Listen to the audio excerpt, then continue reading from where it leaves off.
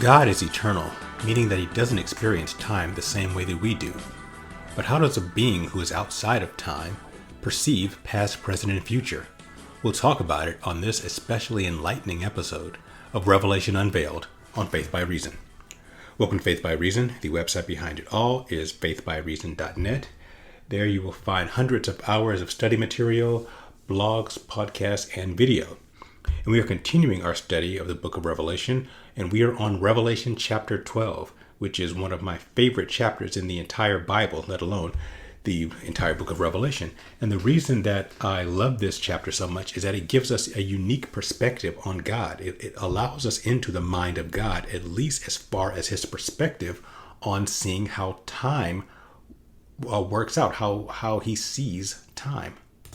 Because as I said, God is not like us. He is not bound by linear time. He isn't bound by past, present, and future. We live in today. We can't see tomorrow, and we can't go back to yesterday. So we are just bound within this time frame. However, since God is not bound by time, because God doesn't have mass, our good friend Albert Einstein showed us that time affects and is affected by things with mass, acceleration, and gravity. We have all of those things. Some of us have more mass than we'd like to have, but God is not. God is spirit. God does not have physical mass. Therefore, mass, M-A-S-S. Therefore, he does not have to experience time in that linear fashion. However, he does see things unfold, but how does he see them if he is not bound physically by time? And Revelation chapter 12 gives us a glimpse into that.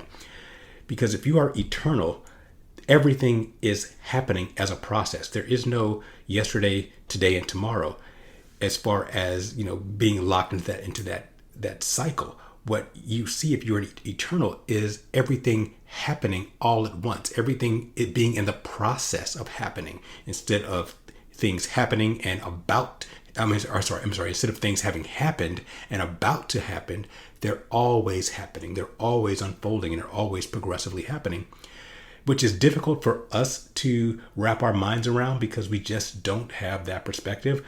But again, this particular chapter lets us see how that works, and to a degree. We'll never fully know how eternity works until we get to eternity, but this gives us a glimpse into it, and I will tell you it has everything to do with stories. Why? Because stories are the only thing that we experience that are timeless.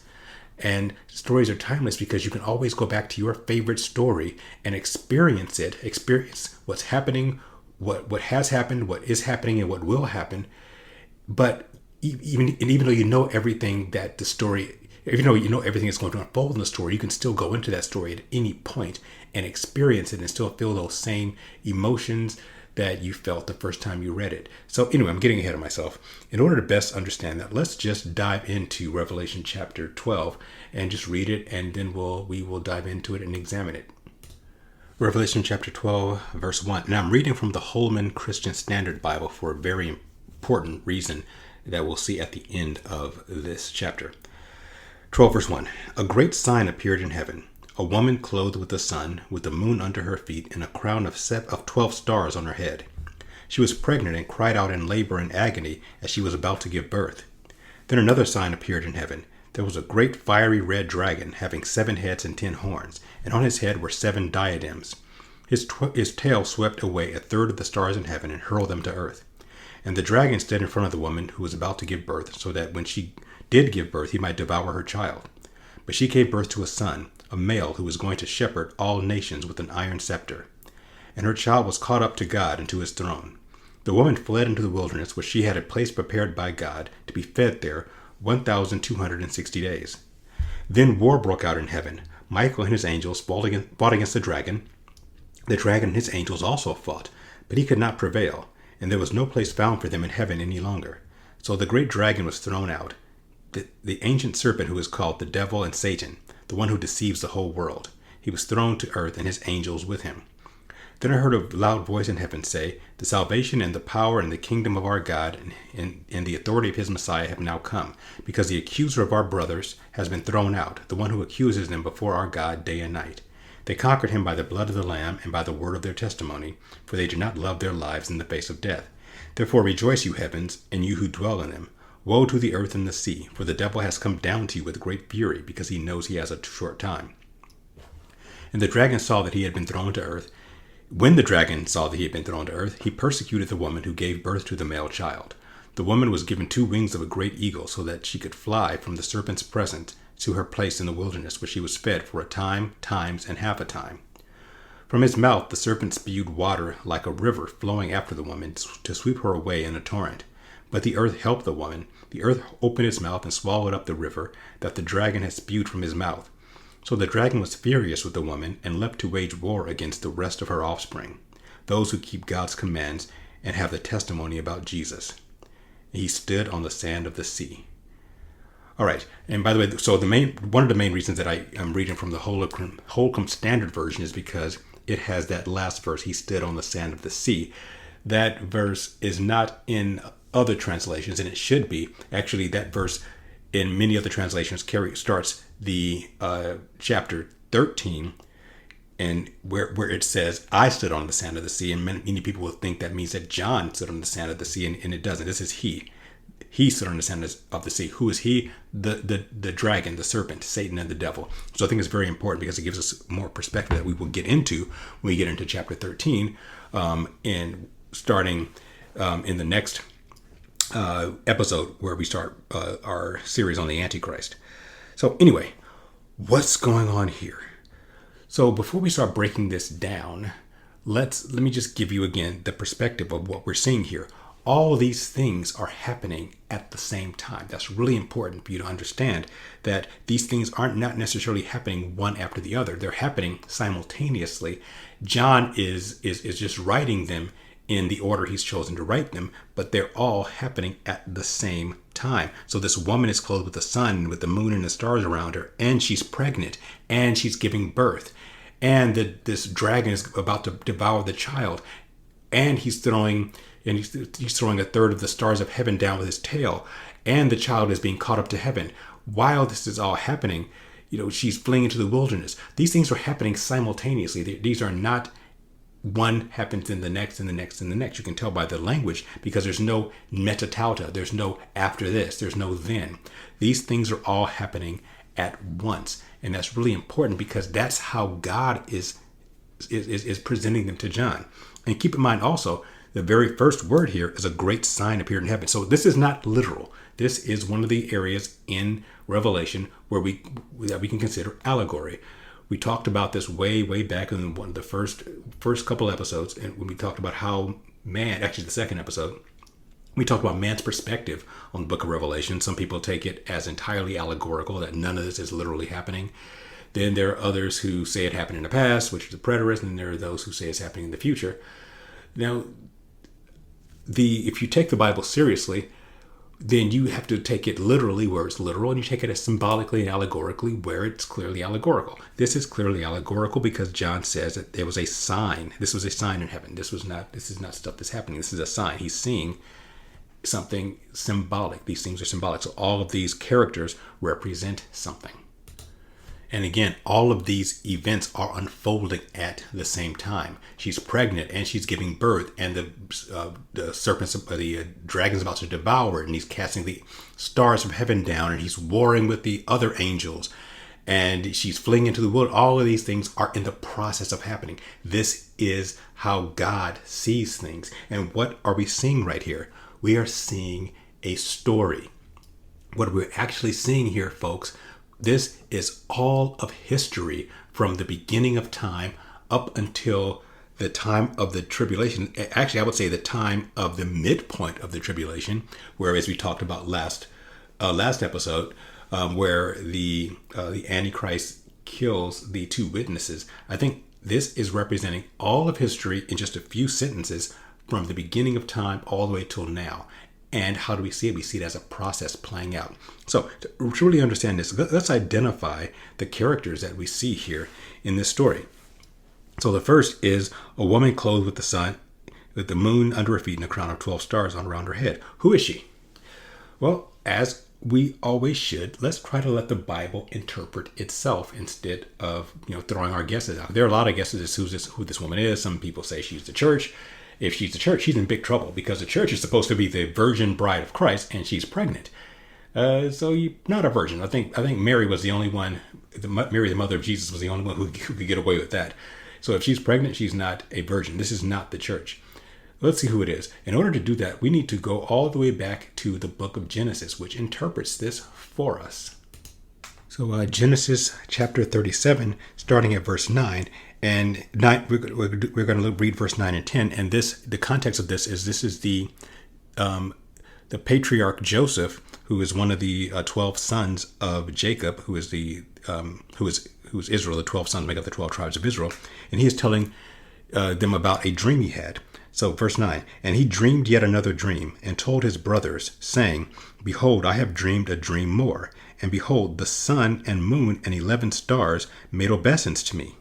And he told it to his father and to his brothers. And his father rebuked him and said unto him, What is this dream that thou hast dreamed? Shall I and thy mother and thy brothers indeed come and bow down ourselves to thee to the earth? So what's happening here? Joseph, one of the 12 sons of Jacob, has a dream where the sun, the moon, and 11 stars are worshiping him, basically bowing down to him. And his father, Jacob, identifies this as him, Jacob, Joseph's mother, Rachel, and his brothers. Remember that Jacob is Israel. That's God changed his name to Israel. He is a progenitor of the 12 tribes of Israel. The 12 tribes of Israel are Joseph and his 11 brothers. So Jacob himself identifies this as his family. The 11 stars, 12 with Joseph, are the 12 tribes of Israel. Jacob, the father, is the sun, and his mother, Rachel, is the moon. Jacob interprets this for us. The sun, the moon, and 12 stars are Israel. So that's who this woman is. This woman clothed with the sun, Jacob, who is Israel, with the moon under his feet, that would be Rachel, the wife, and 12 stars around her head, the 12 tribes of Israel. This woman represents Israel. I think that's extremely clear here. So this woman is Israel, and she's pregnant. Who is she pregnant with? Well, we'll get to that in a second, but first we have to get to the next personage in this vision. This is a fiery red dragon. Well, we don't have to search the Bible to interpret this. It's interpreted right here in verse 9. This dragon is the devil, the one's called the devil and Satan, the serpent of old, the Nachash from Genesis chapter 3, who deceived Adam and Eve and deceives the whole world. So this is Satan. So we have the woman Israel, who's pregnant with a male child, and we have Satan, who's ready to devour the male child. Who is the male child? The male child is Jesus. That is who Israel nationally gave birth to, the Messiah. That is the entity who was prophesied in Genesis chapter 3 to crush the head of the serpent, the Nachash, this old dragon, the serpent of old. Who, of course, he wants to devour this child because the child is going to crush his head. But what happens is caught up to be with God. How is it caught up to be with God? Well, we have two examples of that, or two things this could be. And it's actually both of them, because again, this is a story. This is like poetry. It's Jesus, when he died, resurrected, and ascended. He was caught up to be with God. And who else is going to be caught up to be with God? Caught up, harpazo, rapture, same word. That word caught up is the same word in 2 Thessalonians with the harpazo. That is the same word that it means caught up. It means rapture. So it basically says this child was raptured up to God. So it's Jesus and his ascension, because that was a rapture. And I think it also represents the true church, who is also raptured, because the church is the body of Christ. And we also see with this dragon, as it's getting ready to devour the child, it's taking a third of the stars of heaven and casting them to earth. Stars of heaven. We've gone over this many times. That is an idiom for angelic beings. It does not mean physical stars in heaven. It means stars of heaven are an idiom for angels, the B'nai Ha-Elohim, the created beings, the created spiritual beings that God made before his physical creation. And he casts a third of them to earth. This, I believe, are the angels, the fallen angels who Satan seduced at some point. There's some who believe that it happened in the pre-Adamic world, and I happen to believe that myself. Others believe it may have happened after that. But at some point, angels fell with Satan, because we'll see in a few minutes that angels were fighting with Satan. And by with, I mean fighting alongside him against the holy angels. There are those who dispute this, like, Michael Heiser, who, again, I admire quite a bit, but he does not see this at all. And he sees this as something completely different. He does not see this as a pre-Adamic fall of angels. And I disagree. And that's fine. We can, Christians can disagree on certain things, but I think this is clear when you look at it from this perspective. If you look at this as a perspective of God seeing all of history, well, this serpent, this great red dragon, he represents all that Satan has ever done. He is the serpent of old. He is the dragon. He has the 7 heads and 10 horns, which identifies him with the final beast, that who we talked about 2 episodes ago in the trial of the ages, who is the final world empire, the empire of Rome, the final beast that rules the world and has ruled the world from the 1st century all the way up to today. That is part of what Satan is. So this image of Satan is Satan throughout history. It's not just Satan right now. It's Satan from the beginning, from the serpent of old to the one who dominates the earth with the Roman Empire, to the one who caused a third of the angels to fall from heaven. This is representing him, and all these things are happening at once. And then, of course, we have the promise of the woman giving birth to the Messiah, to Jesus. So this woman represents Israel, and I would dare say that to a degree, she also represents all women, starting with Eve. Why? Because the promise that the seed of the woman would crush the head of the serpent, that happened in Genesis chapter 3. That was a promise made to Eve. That was the first prophecy of the coming of Jesus. So this woman is denotatively Israel. You could make an argument that this goes all the way back to Eve. So again, this chapter is all of history, from the fall of man all the way to where we are in this point in Revelation. And where are we at this point in Revelation? I would say we're at the midpoint. And my evidence of that is when we get to verse 6. The woman who had just given birth and whose child was caught up to heaven, and that's the entire life of Jesus, by the way, in one sentence. She gives birth to a male child who's caught up to heaven. Well, that's Jesus' entire career. He comes to earth, he lives his life, he dies, he's resurrected, he's caught up to heaven, and so is the church. So actually, that's 2,000 years of history. If we say the church is raptured tomorrow, that's 2,000 plus years of history in one sentence. Jesus is born, he dies, he resurrects, he goes to heaven. The church is caught up to heaven as well in the rapture. All that's it. That's one sentence that encapsulates 2,000 years of history. This is how God sees time. He sees it as a story. Folks, I hope you're really getting this. Okay, so then verse 6, the woman flees into the wilderness where she had a place prepared by God to be fed there 1,260 days. 1,260 days is 3.5 years. Remember, this period of time we call the tribulation. The last 7 years of human rule on this earth is divided up into 2 7.5-year periods. So this is one of those 7.5-year periods. I believe it's the first 7.5 years. Sorry, I misspoke. I think this is the second 3.5-year period, the 1,260 days which she is in the wilderness. Why? Because that's the time when Satan will start to persecute the Jews. Because before this, they are accepting the Antichrist as their Messiah. He sets up the 7-year covenant. He allows the temple to be rebuilt, or he facilitates the temple being rebuilt. And this is the great guy. But then at the midpoint, he breaks it. That's in Daniel chapter 9, that he will break the covenant at the midpoint.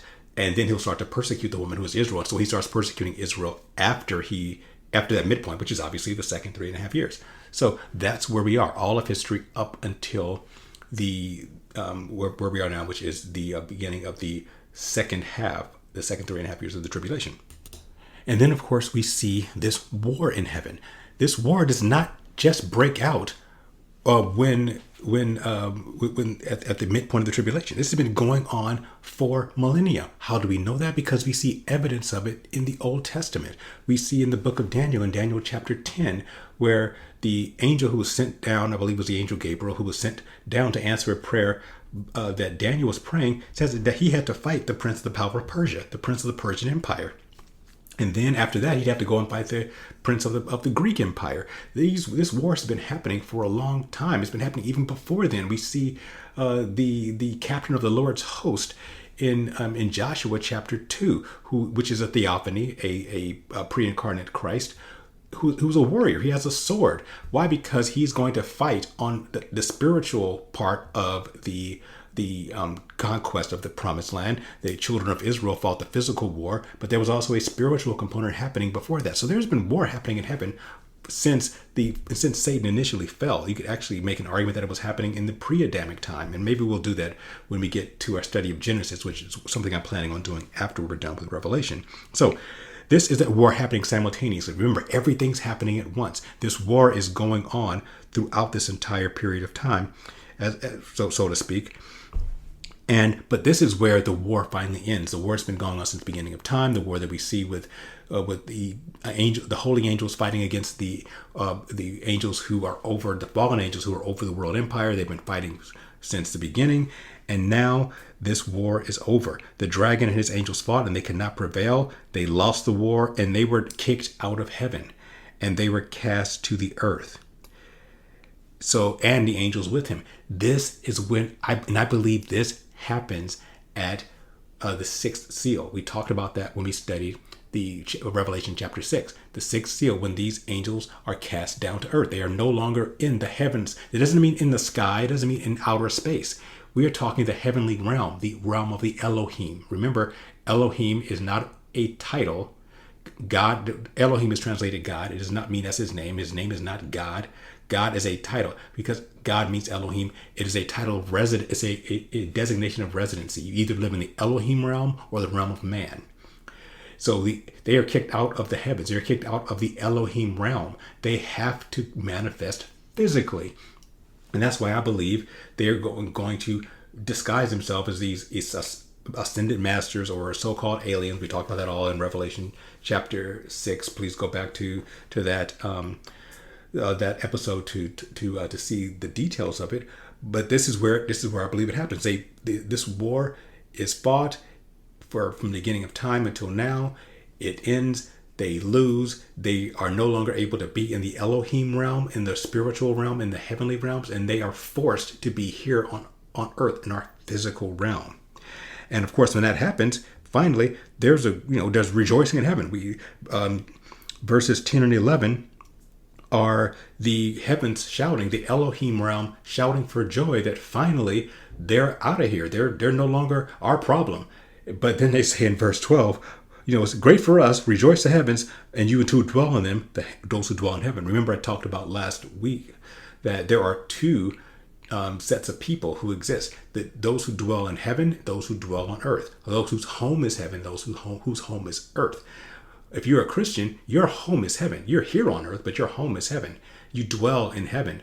If you are not a Christian, if you do not believe in God, if you are not saved, then your dwelling place is earth. And it says, woe to those who dwell on the earth. Why? Because the devil has come down to you having great fury because he knows his time is short. When this happens, when they are kicked out of the heavenly realm, when they are forced to physically manifest on earth, the devil knows. He can read the Bible just like you and me. He knows, okay, well, this is the wrap up. I better crank things up and get things going and try to establish my kingdom here on earth. And that's what, again, the tribulation is all about from Satan's point of view.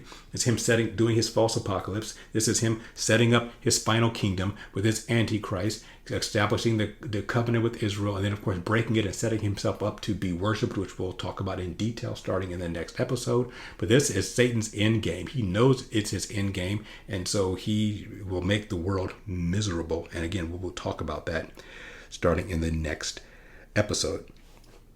But of course, then we have he persecutes the woman. Who is the woman? Israel.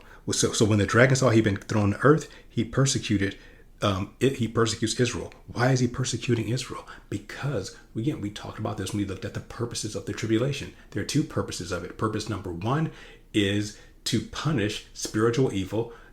We talked about them last episode and in episodes before that, who've ruled the earth and who've basically judged the earth unfairly, who've ruled the world, who've ruled the world unfairly. Psalms 82 talks about this. Deuteronomy chapter 32 is where they were given the authority. Psalms 82 is where God tells them they've been doing wrong, and they have allowed themselves to be worshipped and allowed idolatry and all these the so-called gods being worshipped, and all the horrible things that have been done in the name of all these false religions. They've done that, and it's time for them to be judged. That's one part of the revelation. The other part is to get Israel to acknowledge their true Messiah, Jesus of Nazareth, and call him back to earth and request that he come back. And in the book of Hosea, it says very clearly, it says, I will return to my place until they acknowledge their offense. What is the offense? The offense is rejecting their Messiah, meaning that that Jesus will not return. Jesus cannot return until Israel requests his return. And Satan knows this. So what is Satan trying to do? He's trying to destroy all remaining ethnic Jews on earth, because if there are no Jews, then they can't call for their Messiah. And if they can't call for their Messiah, then the Messiah can't come. So that is why he hates Israel so much, and that is why he's persecuting her. But it says in verse 14, she was given 2 wings of a great eagle so that she could fly from the serpent's presence to her place in the wilderness, where she will be taken care of for times, times, and half a time. That's 3.5 years. Time is a year, times is 2 years, and half a time is, of course, half a year. So 3.5 years. Again, this is the second half of the tribulation, where Israel will be protected by God and unable to be affected by Satan until they make that formal request for Jesus to return, in which he will. And it says here that a river of water flowed out of the mouth of the dragon to try to basically devour the woman, but the earth swallowed her up. So what is this river of water? We've talked about what water means symbolically before. Water is chaos. It is also demonic. Remember, Jesus, when he walked on water, he had to calm the seas. Well, he walked on water to show his dominion over the sea.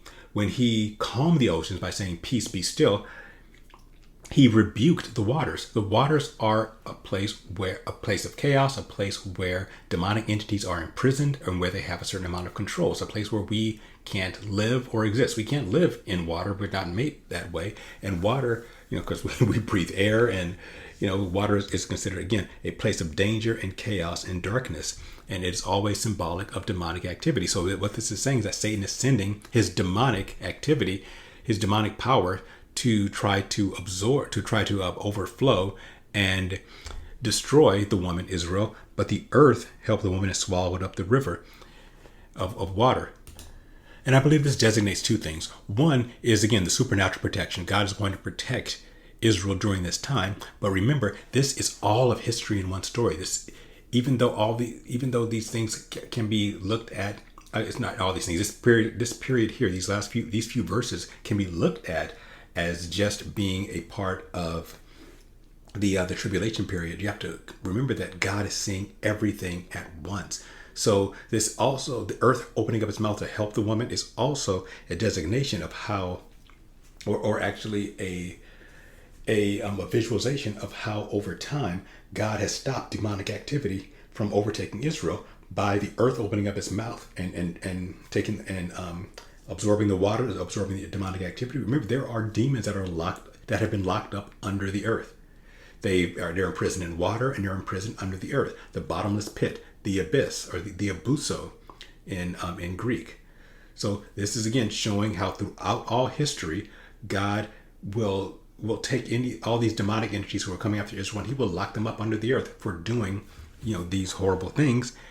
And at the same time, simultaneously, it's showing that God is protecting Israel during this last period of time. So that is, again, how eternity works. All of these images are representing all of history, how God has dealt with Israel, with Satan, with Christians, with Jesus, all through history happening at once. This mosaic of a vision is encapsulating all of our history. And so when the devil realizes that he's not able to harm Israel, it says he was furious with the woman, and he left to wage war against the rest of her offspring. And I believe in those who keep the commandments of Jesus and God's commands and testimony of Jesus. I think this is 2 things. This represents Armageddon, the final war, which we will see in chapter 19 when we get there. But I think it also is a look at the war that he does, or that he, through his Antichrist, does against or starts against the two witnesses that we saw in the last episode. What did it say? It says after the testimony of the two witnesses was done, then the Antichrist, the beast, makes war against them and overcomes them and kills them. So I think that represents that. It also represents maybe him also making war against the 144,000 who were also Jewish witnesses, who we see in Revelation chapter 7, as well as the war he's been in against all believers since the resurrection of Jesus. And I know this sounds a little bit confusing. Like, how can it be the tribulation? How can it be the end of the tribulation and the middle of the tribulation? And says war against all Christians since the resurrection of Jesus? Because we're looking at eternity. We're looking at time through the lens of a being, God, who is in eternity. And in eternity, when you're looking at time from an eternal perspective, it is not linear. It is not past, present, and future. It is all these things unfolding at the same time. So my strong suggestion is that you reread Revelation chapter 12, and you reread it from the perspective of all these things happening at once, representing all of time from the beginning to where we are currently in Revelation. But don't see it linearly. Don't see one thing happening after the other. See all these things happening at the same time, representing everything. So there are aspects of all these descriptions that are not only a part of the tribulation period, but also a part of Genesis, also a part of Joshua and Daniel and the Gospels. All of them are happening and unfolding at once because these are stories. God sees all of these things as stories. Why? And this is what I want to end with this. Why would he see things as stories? Why stories? Why would an eternal being see things as stories? Because stories are timeless. As I mentioned at the beginning of this episode, think of your favorite story. Think of your favorite movie that you love. And I'll give you my example. My example is a movie that I watched as a kid and I still love to this day. It's a Star Wars movie. It's the second Star Wars movie called The Empire Strikes Back. Love the movie. Not saying it's the best movie ever made or that it's the best acting or writing, but it has a place in my heart because it was a movie I watched when I was a kid and it was just thrilling to me. And every time I'm in a bad mood, I tend to turn on that movie to watch it for the nostalgia. Now, I know what's going to happen in that story. I've seen it literally hundreds of times. However, every single time I see it, even though I know everything that's going to happen, I still feel those same thrills. I still feel when the Millennium Falcon, which is one of the spaceships, is going through this asteroid field, I still feel anxious because even though I know it's going to make it, I still feel the anxiousness. When Luke Skywalker is fighting Darth Vader, I still am hoping that he's going to win, even though I know he's going to lose. I can take myself and plot myself back in that period of time and relive it, even though I know what's going to happen. Because that's what a story is. Your favorite story, you know what's going to happen, but every time you read your favorite story or see your favorite movie, you're back there. You are in that moment again, and you feel all the same things you felt before. Why? Because it's timeless. It's outside of time. You know the beginning, the middle, and the end of that story. You know it as well as you know the back of your own hand, but you still experience the same thing, and you see it all at once. I can see The Empire Strikes Back from beginning to end in my mind right now. But at any time, I can go into any portion of that movie and still experience it and experience all the same feelings and emotions that I felt the first time I saw it. That's how God sees time, as stories. He sees everything at once. He sees the whole story from the moment he created the earth till the moment of the New Jerusalem, which we'll get to at the end of this book. He sees it all, and he can go into any period of that time and experience it and feel everything he felt. And that's the only way it makes sense, because if you look at certain areas in the Old Testament, for example, God gets angry at Israel. And the question is, well, if God knows what Israel's going to do, if he knew from the beginning of time that Israel was going to betray him and worship idols, why is God mad? Because even though God sees all of it, he can still go back into a moment in time and still experience the feelings. Just like I can go into my favorite movie and experience a moment in time in that movie and feel certain feelings that honestly don't make sense because I know what the end result of the movie will be.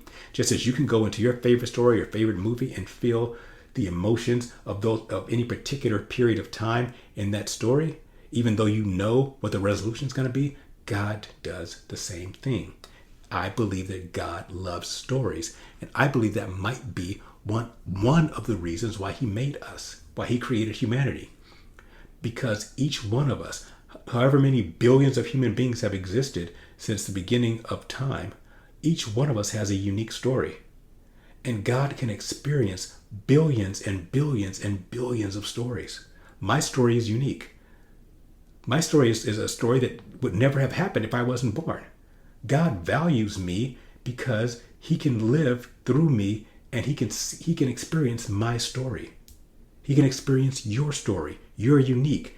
Your story is unlike anyone else's. From the moment you were born to this day, to the moment you're no longer on this earth, you are living a story. And that story is one that God can experience. So I believe one of the reasons he made us is so that he could have hundreds of billions of stories because he loves stories. And he's living out all those stories through us. And if you're a Christian and you will be with him for eternity, what does that mean? That means that for eternity, we are going to keep sharing our stories with God and with each other forever. We will never run out of stories. We will never run out of of seeing things through that eternal story that God loves so much. And so he has an infinite number of stories that he will have. That's why eternity will never get old, because we will always be living out our story, and we can experience our story and other people's stories and God's story. And that's why heaven is going to be so spectacular. I think he made us for our stories, and this is his. And I think Revelation chapter 12 is allowing us to experience God's story. And so I thank him for allowing us to do that. And it's a beautiful thing. Okay, so that was some pretty high concept stuff, and I hope you grasped it. If not, please send me some questions. I'd be happy to answer them and try to explain them as best I can. But again, try to think of things from the eternal point of view. All right, so what's next? Next is chapter 13. Chapter 13 begins our study of the Antichrist, the big bad guy, the final boss battle, to use video game terms. My kids got me into video games. So this is the final boss battle. This is the big last enemy of him, along with Satan, that will be dealt with in Revelation here in the end of history. And whenever we start talking about a big concept, we have to begin with introductions. So the next episode, I'll probably read the first couple of verses of chapter 13, but what it's really going to be is an introduction. It'll probably be at least 2 episodes of introduction to the Antichrist, because this is a fascinating character. Yes, he's horrible. He's a horrible character, but he is very, very fascinating. He is the false Christ. He is the son of perdition. He's the little horn. He's the idol shepherd. He is the prince who shall come. He has all these titles. In fact, there are almost as many prophecies about this guy in the Bible as there are about Jesus. He is second only to Jesus in the amount of prophecy that's done on him. So we're going to introduce him, or begin introducing him in the next episode, and we will do a thorough background on him, who he is, why he is, what his purpose is, and what his end is. And then we'll get into Revelation chapter 13, where we start to denotatively talk about what his career is, and what his false prophet is, who his false prophet is, and what they're all going to do. So, we'll get that started next episode, Antichrist introduction. All right, so thank you for listening. I appreciate it. Please subscribe to Faith by Reason here on YouTube. Subscribe to on faithbyreason.net, please, by putting your address in the right navigation bar, and you can get these episodes when they become available. Please like and subscribe and hit all those great buttons on YouTube so that you can share this with other people, and I appreciate it. And we will talk to you next week when we begin our series on the man of sin, the Antichrist.